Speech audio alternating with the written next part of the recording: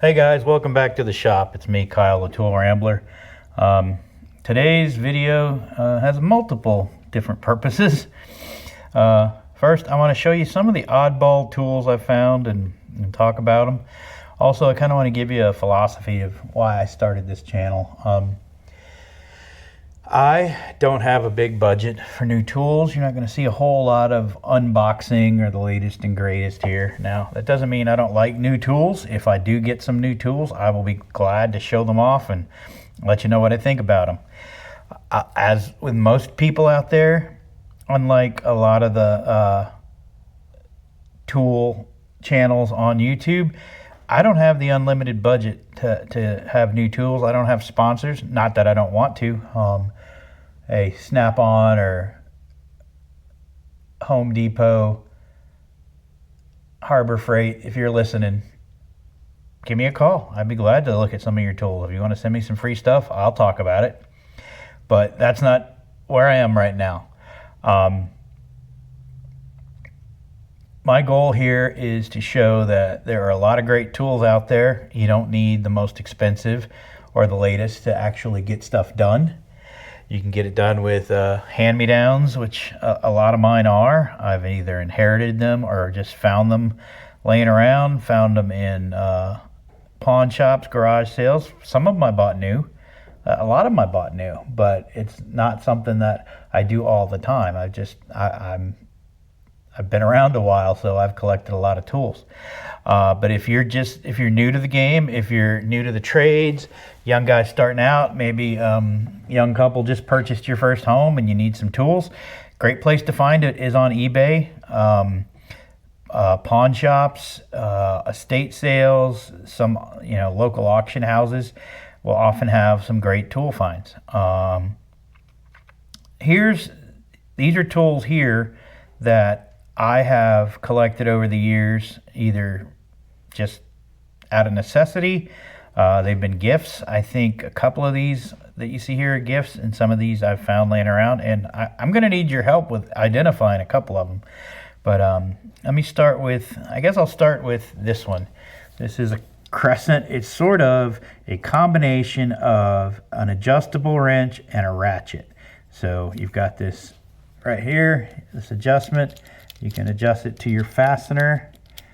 Once you get it onto the fastener, I just happen to have a bolt right here that's adjusted on there. So if we were trying to work this bolt, you snug it down tight. Oop, you gotta go the right direction.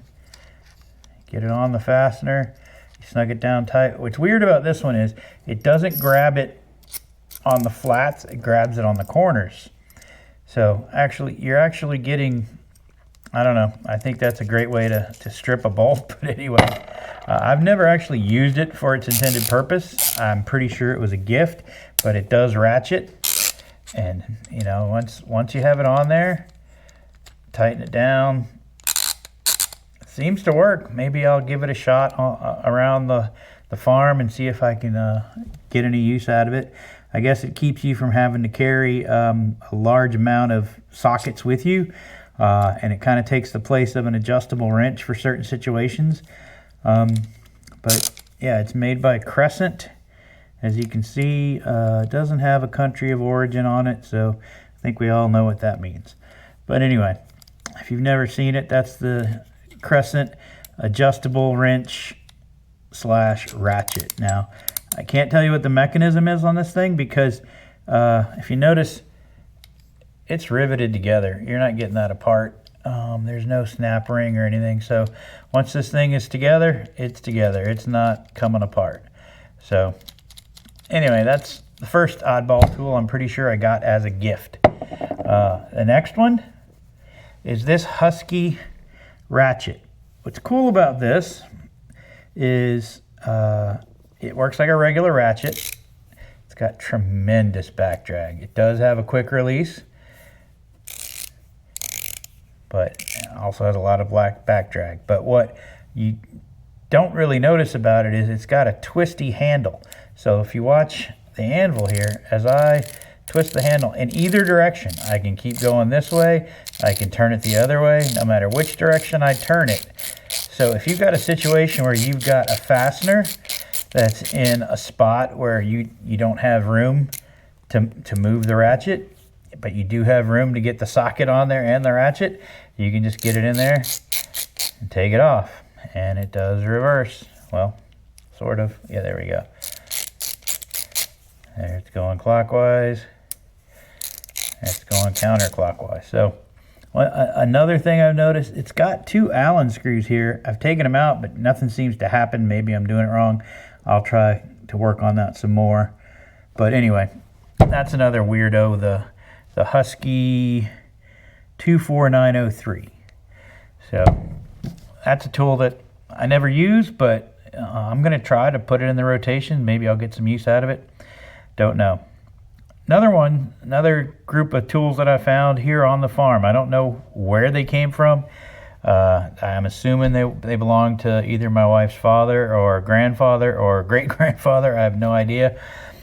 It's these ratcheting box wrenches. These are 6-point. This is the 9/16 and 1/2. And the cool part is they are reversible, so you won't get stuck. But as you can see, they're made out of stamped steel and sandwiched in there. It's riveted together, so there's no taking it apart. The model number on this is the RB1618. As you can see, it says made in USA.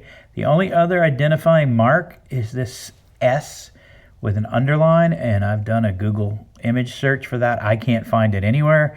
The things that I've looked up say it could be Williams, it could be Snap-on, it could be Stanley, but nobody can say for sure what it is. I've seen Craftsman and other brands that have this exact same style. The Craftsman ones have plastic that kind of seal both sides and it breaks off over time. I don't think this ever had any plastic on it.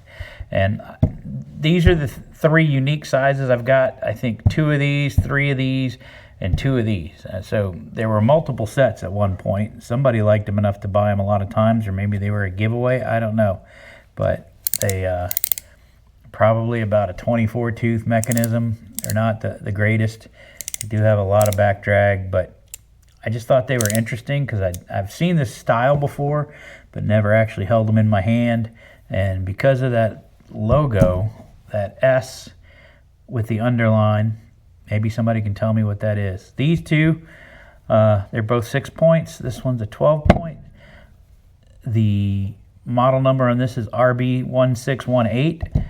The the 7/16 3/8 is RB1214, and the 12-point 5/8 3/4 is RB2024. So if anybody has any idea what these are, where they came from, who made them, let me know. I do like them. I don't know if I'm going to use them much, but I just thought they were kind of interesting in a unique sort of way, kind of a novelty, just like these two. Now, I know I talk a lot about loving my tools to be made in the USA. Here's a Husky USA Ratchet 22202. I was told that, or I looked it up, and it seems like these were made by either Stanley or New Britain. Nobody can really make heads or tails of it. I also read that Stanley got in trouble for marking these USA when they were made out of foreign steel. They were just assembled or polished or finished in the US, and they marked USA. So apparently they had to pay a fine. I'm not sure if this is the exact one, but that's what I heard. The other things, made in USA doesn't always mean better. These are Craftsman. This is the Craftsman 45758. It says USA. I'm thinking these were made in the late 90s, early 2010s. And as you can see, they're just thin stamped steel, maybe, I don't know, 1/8 of an inch thick, and they're riveted together. These are cutting pliers. They do have a blade there. I don't know how well they work. Let's see. Oh, not very well at all. It took a lot to cut that. But anyway, I think they're garbage. I don't know why. I guess this was towards the end of Craftsman USA made tools, but I'm assuming I got these as a gift. I don't know where I got them from. I remember having them for a long time, but I don't really see much use for them. This one also has cutters on it. Let's see what that does. Nope. Man, those are terrible. But these are the Craftsman USA 45755. These are the 45758, so I'm assuming that there's a 56, 57 somewhere in there. Haven't done much research on these, but if you guys want to mention in the comments what you think about them, or if you've ever seen any of the other ones that are made out of this stacked plate steel, I guess. I am assuming they're steel. Yeah, they're magnetic. So just because it says made in USA doesn't mean I'm going to love it. As a matter of fact, I hate these. But yeah, so that's where I stand. I just wanted to let you guys see some of it's Thanksgiving week. I'm looking for stuff to put out, and thought I'd let you see some of the oddball tools in my collection.